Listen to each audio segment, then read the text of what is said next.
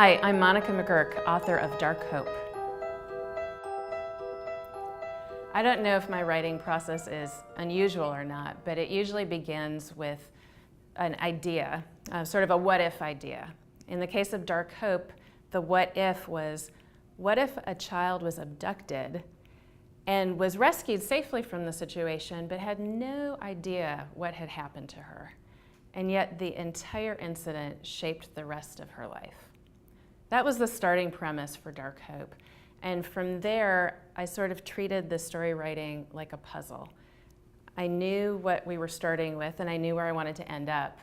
And so for me, it was filling in the blanks of how the characters would get there, what they would be motivated by, the journey that they would take to actually get to the conclusion that I envisioned for their story. Along the way, I have a few process steps that I follow. I write very detailed outlines.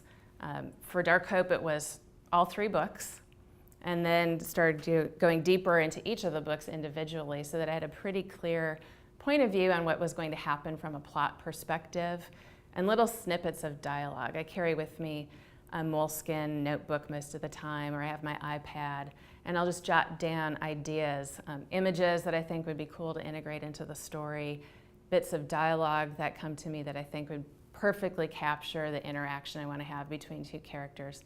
Things like that I then weave into the writing as I go about it.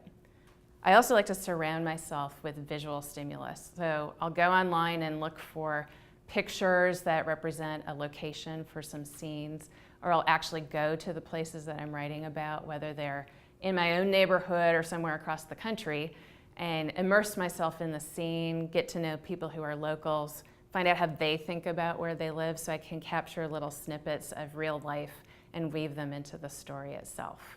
The other thing that I find is at different points I might get a little stuck or might be trying to capture a mood and having a hard time getting it across.